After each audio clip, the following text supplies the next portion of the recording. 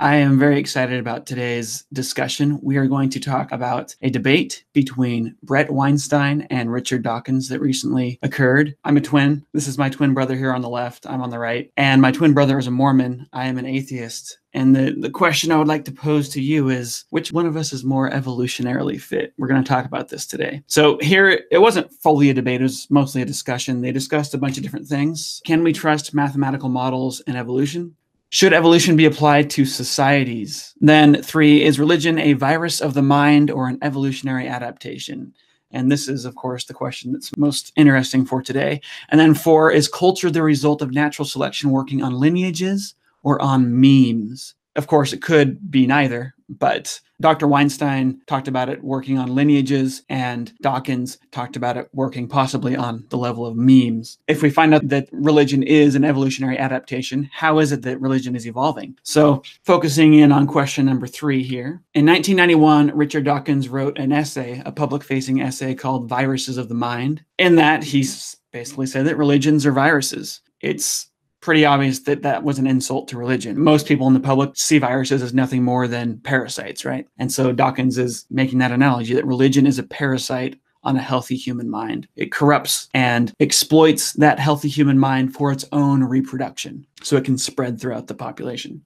Weinstein says, no, religion is an adaptation, and he presents some evidence for this. He talks a lot about the Catholic Church. Well, I'm not going to be talking about the Catholic Church. I'm going to talk about the Mormon Church because I'm more familiar with that. I was raised Mormon, and as mentioned, my twin brother still is a Mormon. I consider something an adaptation if it is a trait that helps its host survive to reproduce. I have survive and reproduce here, but it should be survive to reproduce. Reproduction really is the game in evolution. You need to be able to survive long enough to reproduce at the right time so that your children, your offspring, will be able to survive and reproduce as well. So evolution is a little bit to do with survival, a lot to do with reproduction. You can consider a trait an adaptation if it helps survival and reproduction. Now, this is problematic in biology because a lot of times we'll see a trait on an organism and we'll have no clue what that trait actually does, but we'll still want to know whether or not it's an adaptation. And in that case, Dr. Weinstein actually came up with this 4-point test to tell if something is an adaptation. And religion fits the first 3 very well. Is it complex? Does it have a cost? Is there variation in the amount of cost that is spent? Yes, this is true for religion. And then 4th, does it persist over evolutionary time? And I don't quite know how he thinks that religion fits that number 4 there. I'd like to have him on my show sometime. If anyone has connections with him, he's actually really hard to get a hold of now that he's got this little boost of fame recently with the drama that happened at his school. It would be cool to have him on to talk about how he thinks that religion has persisted over evolutionary time, because in my mind, evolutionary time is the scale of hundreds of thousands to millions of years. And I don't know that, especially individual religions don't seem to fit that. Like Mormonism, for example, is 200 years old. Catholicism's, you could say it's a few thousand years old, but even that's, I think, an exaggeration. So Dawkins, in his essay describing religion as a virus, he basically says, religion's, it's unpleasant. It scares kids. They believe in demons. There's all sorts of unpleasantry. So this made me wonder, well, just because religion has some things in it that are unpleasant, does that mean it's not an adaptation or it can't be an adaptation? Well, of course not. There's tons of adaptations that are unpleasant. This is the eye of a rabbit, and he is very, very stressed. And rabbits, if you check them out in the wild, they are living in a constant state of anxiety. And that's really good for them as far as evolution is concerned because it allows them to avoid getting eaten. You could say they live very unpleasant lives. I'm sure there's pleasant times for them, but when you see a rabbit out foraging, he doesn't look too happy. Here's some dogs that got stuck together after mating. This is an adaptation that it seems to me to be very unpleasant. They often scream and whine, and there can be serious injuries. But this is an adaptation that we think evolved to make sure that insemination occurs. Genitals swell after entering, and that makes sure that that sperm gets to where it's supposed to go. So it's an adaptation, but it's certainly unpleasant. These guys right here, if you know what this is, these are two flatworms that are engaging in a phenomena that we call penis fencing. They are mating, sort of. This species is both male and female. They produce sperm and eggs. There is no vaginal canal of any sort. What they do, these 2 little white knobs, they have spikes inside, and those are the penis, essentially. and they stab each other with that. They stab into each other's body to inseminate the other one. And what happens is they'll fight each other, and the one that loses the fight, the one that gets stabbed first, loses and becomes a mother and goes on her merry little way, while the victor goes on to fight another. And so there is this giant ongoing tournament of flatworms. They're evolving better and better abilities to stab each other with their sword-like penises. So that's happening in nature right now.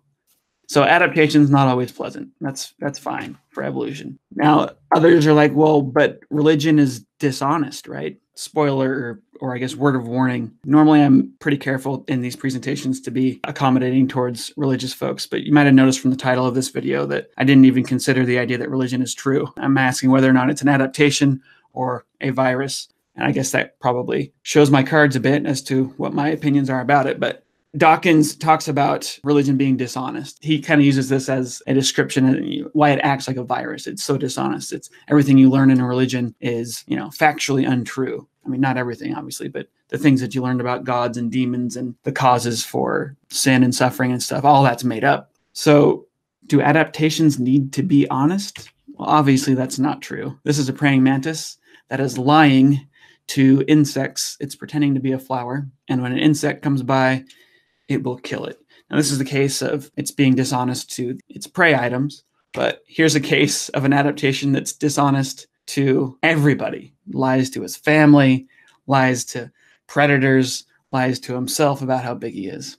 So there's no reason to think that adaptations are always going to be honest. So is religion a virus or an evolutionary adaptation? Let's do a little case study on Mormonism. Bret Weinstein has made a point to say that the religion has to be old before it can be considered an adaptation. Mormonism's new. It's only 200 years old. But of course, many of the beliefs held in Mormonism do stretch back from way, way earlier times. I'm not quite sure what he would make of this, but let's just check out Mormonism. Does being a Mormon help you survive and reproduce? There's my brother, the Mormon. There's me, the atheist. We are identical twins, which is really interesting. By the way, Mike has said that he would love for us to do studies. So if any evolutionary biologist or cultural person wants to study us for any reason, really, where you need twins, I mean, not any reason, but, most reasons, we'd be willing. Mormonism, you could say, acted very much like a virus, especially in the past. Mormons were required to make incredible sacrifices. They gave up all of their money to join the church. This is a painting of pioneers crossing the country. They're going from Missouri to Utah. And this is a famous story that might be mythological, might be real. There's these three young men that carried a bunch of people across this river, and then they died of cold. So if you are a Mormon, you learn about this stuff, and you learn about the sacrifices made by these early members of the church, and you were taught to sacrifice. You're taught to pay tithing and so on. Very virus-like, right?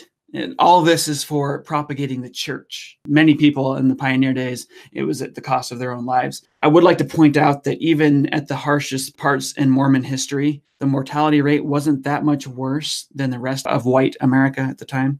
Of course, during this time, the Native Americans were dying a lot more than Mormons were, but white America was doing a little bit better than the Mormons, but only somewhere between 3 to 5% better. And then it just so happens too that when the Mormons went to Utah, they actually got to skip out on the Civil War because the Civil War started shortly after. So you could say actually that there was a net gain by them making this crazy sacrifice at the time that they did, but that was, I would call that luck. A Mormon would say, oh, it was probably God's will or something, but they definitely were being taken advantage of at this time, giving up all of their money and resources to the church. It was acting like a virus.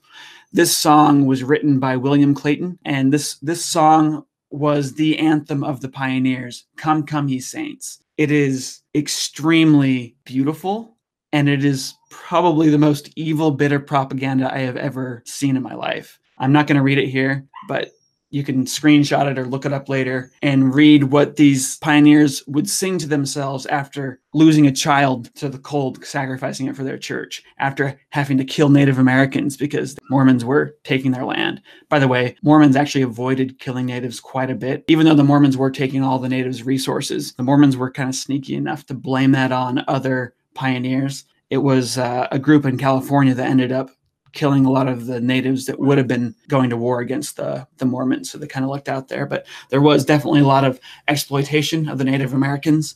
And this was really easy for the Mormons to do when they were singing this song every day that told them that God prepared this land for them, for the saints.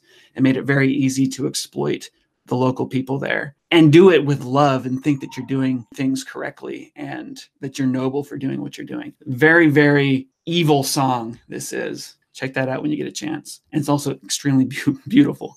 Utah, which is where lots and lots and lots of Mormons live right now, has abnormally high suicide rates. From this, you could say that maybe that means that Mormonism makes people depressed. There's also a really high use of antidepressants among Mormons. But I think that people should be careful about jumping to the conclusion that Mormonism is causing this because, of course, this is Utah's suicide rates in general, not just Mormons committing suicide. I have seen there are people doing more research to see if it really is Mormons. And right now there is a really high suicide rate among teens, and especially gay and lesbian teens in the Mormon church, abnormally high. And the cause and effect does seem pretty clear there.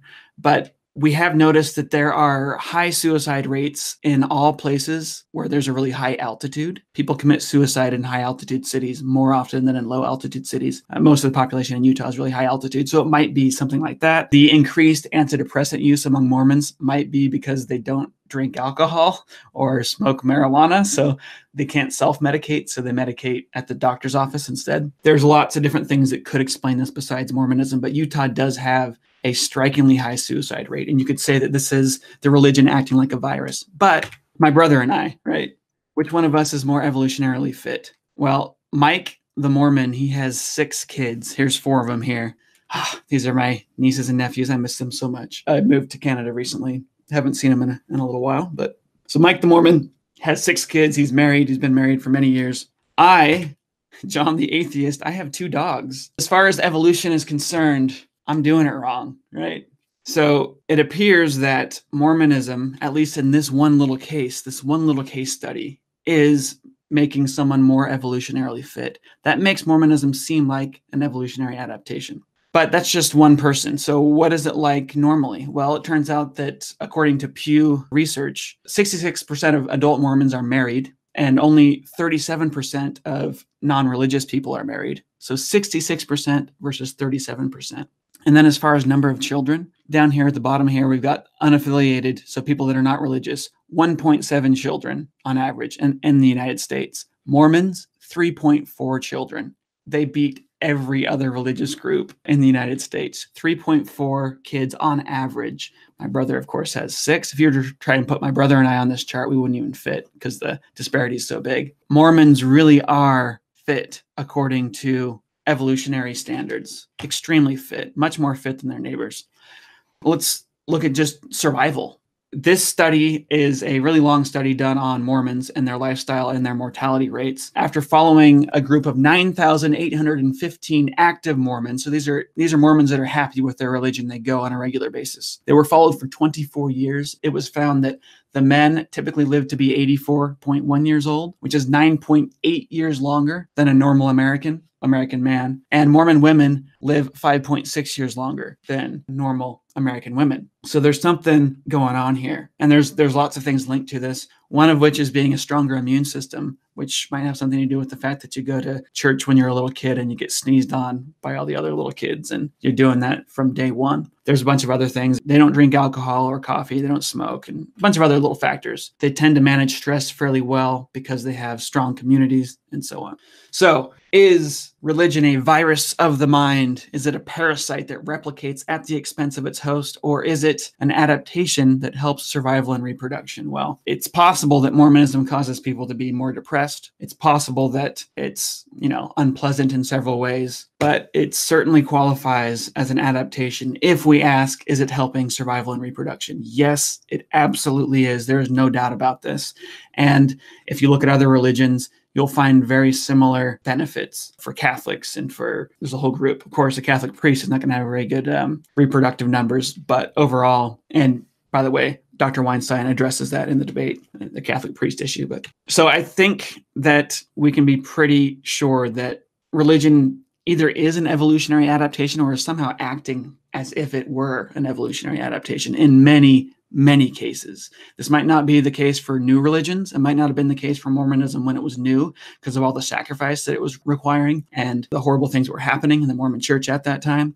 But once a religion is well established, it seems to tend towards helping its members survive and reproduce. And there's a reason for that. And I'm going to talk about that later.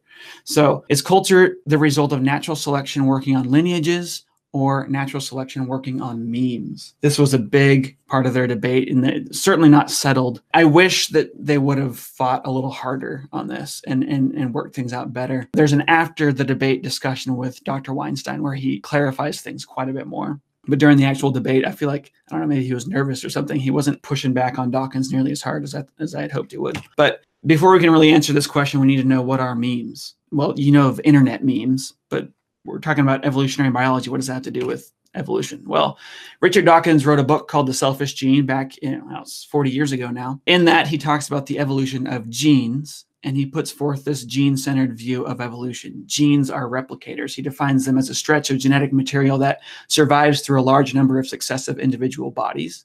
That's a slightly different definition than what we use for gene today. Readers need to be aware of that. It's been a big criticism of his book. Like, how do you even define a gene? Genes don't work the way you say that they do. But he's very clear in the first 2 chapters to define exactly how he thinks a gene should be thought of when you're looking at it from an evolutionary perspective. And it's fairly different than what we see a gene, how we use the word gene today. You need to keep that in mind when you're reading his book. But this book was absolutely groundbreaking. It helped us understand evolution at a very, very deep level, all the way down to the level of a gene. And a gene is essentially, it's the fundamental unit of natural selection. It's the thing that natural selection works on at the very basement of life. It is the gene. And in that book, he also introduced the idea of a meme. And this was before internet memes existed. Richard Dawkins literally invented the whole concept of internet memes. It comes from this book. He says that a meme is a unit of cultural transmission or a unit of imitation. And he says that memes can evolve through descent with modification acted upon by natural selection, just like genes can evolve. And he thought this is a really interesting concept. He didn't flush it out very well. He said people should look into this. I think it might be interesting. It might help us understand culture better, how culture and religion and all sorts of things evolve. He proposed that these memes are evolving completely separately from genes. The environment that they live in is our mind. An example of a meme would be a wheel. The wheel is a tool that humans use. And there was a point in history where nobody knew of wheels. Nobody had the idea to make a wheel. Then someone made it. And once they did, bam, other people saw it and they could immediately imitate that. It was a meme that was very highly transmissible. Everyone could see how useful it was. A clock is another example of a meme. It's an invention that someone makes, but it's not nearly as easily transmissible because it's hard to build a clock. Faith, the idea of faith is a meme. The idea that you should believe in things that you cannot see and that this is a virtue. That is a meme. And that can be transmitted through a culture. And he said that these memes, they form alliances with other memes. They form superstructures. So a religion is a whole complex of memes that can be passed on from parent to child or can be passed on by a missionary to a potential convert, and that they are reproducing and competing with each other for space in the ecosystem that is our mind. Because our minds, we only have so much attention, we only have so much time that we can devote to different ideas. So the memes end up competing with each other, and it's survival of the fittest. It's Darwinian evolution of ideas. So back to their debate. Richard Dawkins proposes that memes exist and compete for survival in an ecology of their own. It's separate than genes. They're separate species, you could say. They evolve and reproduce inside of our minds. And it's important to note that Dawkins, he invented this idea, but he never really took it extremely seriously. And he says in this debate that he doesn't know if mimetic evolution is really all that important of a thing. He's not sure, but he does think that memes evolve independently from genes. And he does think that they are worth looking into. Bret Weinstein says, no, memes show no interest in passing themselves down when it is not in the best interest of their hosts. By the way, I'm paraphrasing what they said. These aren't like exact quotes. He's arguing that mimetic evolution does happen, but it's trivial. It's not that big of a deal. He thinks that lineage selection is key, and he doesn't really explain what lineage selection is. And I could not find anything online of him really explaining lineage selection very well. If anyone knows of a video or something where he explains that, please let me know in the comment section. He says that lineage selection is key. And Dawkins, he didn't use the exact words I'm about to show you, but more or less, bollocks. And the way that Richard Dawkins so lovingly does. So here's the thing. If memes evolve independently from genes, the way that Richard Dawkins says that they do, they must compete with our genes and end up acting like viruses, right? They must really infect us and do us wrong, right? You would think if they're not linked to our genes in any way, they're not the product of our genes, but they're evolving independently, they must act like a virus and be nasty parasites, right? The answer is no. This is Bret Weinstein's issue. This is the argument that he puts forth, but he's wrong, and he's wrong because he hasn't paid close enough attention to the work of Professor Stuart West. I will argue today. I'd like to point out that I think that Richard Dawkins is wrong when he calls religion a virus, and I think that Weinstein is wrong when he makes this claim that memes can't evolve independently from genes because they end up being beneficial for us. Stuart West is an evolutionary biologist at Oxford, which is actually where Dawkins works. Pretty sure they know each other. Stuart West has done absolutely amazing work on the evolution of behavior. And he looks into how it is that cooperation evolves in particular. I highly recommend people read his stuff. I promote it on Twitter all the time because it's wonderful. But this is a paper that he did, which I actually worked with him on a video to promote this a few years back. Major evolutionary transitions and individuality. This is talking about how it is that cells come together or end up going from single-celled organisms to multi-celled organisms. How it is that things like mitochondria ended up merging with other cells to become eukaryotic cells. For those who don't know, we are eukaryotes. And inside of each of our cells are these little tiny organisms that are their own thing called mitochondria, and they reproduce somewhat independently from the host cell. There's a limited number of mitochondria in any cell at any given time. And when one dies, the others will reproduce to replace it. Their reproduction is actually fairly controlled by the host cell. And they are transmitted in the egg cell from mother to child. They're not transmitted in the sperm, usually. Sometimes they are, but it's a mistake. It's very rare for that to happen. Stuart West talks about how it is that these alliances form. How does symbiosis form between two completely different species? How does evolution do that? And he uses math, he uses direct observations, he uses all sorts of different modeling to figure this out, to outline how the heck this works. What's most important in this paper to me, and most relevant to Bret Weinstein's confusion here, is that he explains how two different species can come together and end up evolving cooperation. Pure symbiosis, very, very tight symbiosis. And I'm not going to read this here for you. The most important thing to know here is that if two organisms come together and one of them depends on the other for replication, their interests align. In mitochondria, the mitochondria can reproduce a little bit on its own inside of a cell, but it needs the cell to reproduce that it's inside of before it can really reproduce more. They depend on their host's success at reproduction for their success at reproduction. And because of this, natural selection is constantly pulling them towards cooperation with their host. And this is extremely important. If a parasite can be transmitted horizontally, if mitochondria could leave a cell and go get inside of another cell that doesn't have very much mitochondria in it and then reproduce in there and keep doing that, it would not evolve symbiosis. We would expect it to start acting like a virus. It would start to evolve towards the ability to infect cells rapidly. But because it's currently stuck and it depends on its host's reproduction, natural selection is always pulling it to cooperate with its host. Here's John's symbiotic hypothesis. It's not really my hypothesis, actually. It's Stuart West's idea applied to memes to answer Bret Weinstein's question. If memes depend on passing from parent to child, they will evolve strong cooperation with their hosts. And many memes do depend on being passed from parent to child, especially the memes that we find in religions. The things that are taught in religion are so insane and so obviously false that they cannot be believed by a thinking adult. You have to teach them to a child when they're young, when they're willing to believe anything. That's the only way that many religious ideas can be passed on. It's almost the only way. Of course, Mormon missionaries sometimes convert people, but usually they're actually playing off the memes that people already believed from their religious views when they were children. And Mormonism is just kind of like a new mixture of those memes that would have otherwise been impossible to accept as an adult. I was actually a Mormon missionary. I spent 2 years in Sao Paulo, Brazil, and it was extremely difficult to convert mentally stable, healthy adults. Unless they already believed in gods and demons and heaven and hell and all of these things that actually don't make sense if you learn them for the first time as an adult. They had to have already believed in those things. I baptized 21 people, and all of them were either already Catholics or evangelicals before I met them. I never converted an atheist.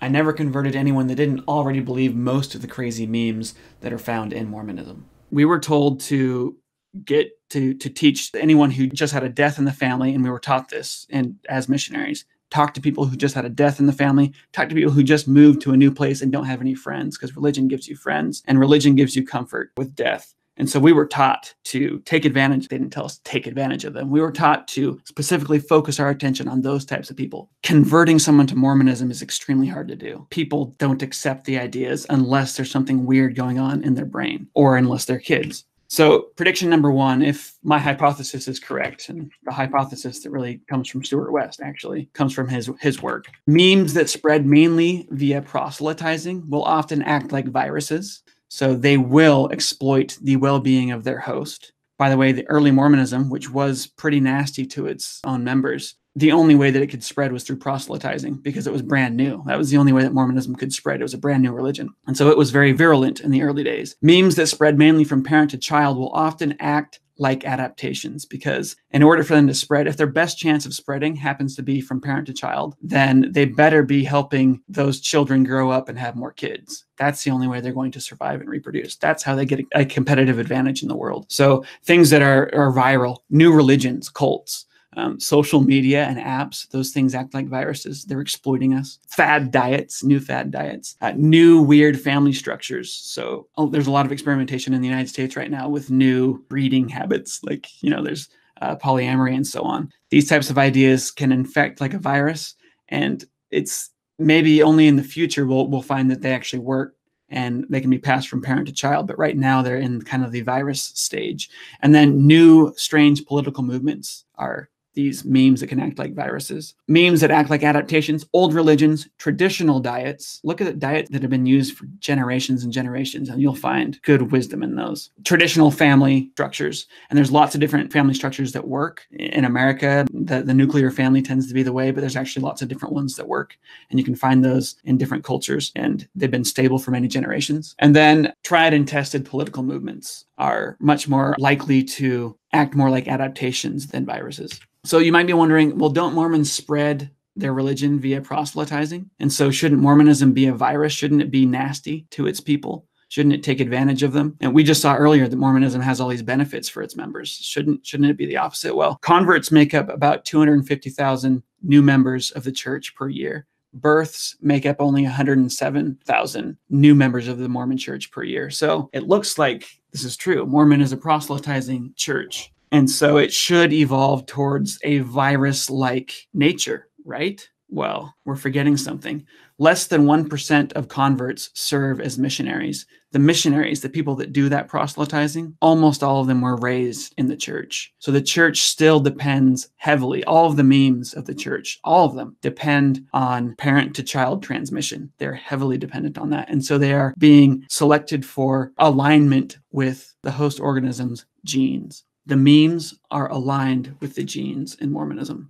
That's my prediction, and that's my really casual study of the data to back up my prediction and say that my prediction is true. But of course, my prediction needs a lot more study than what I've shown here. I would absolutely love it if more people would study memes and take this as a serious form of study. There was a paper that existed for like 5 years just about memetics, the study of memes, but it died out. And that's really unfortunate to me, because I think there's a lot of wonderful discoveries waiting to be happened in the study of memes. I think that they are real.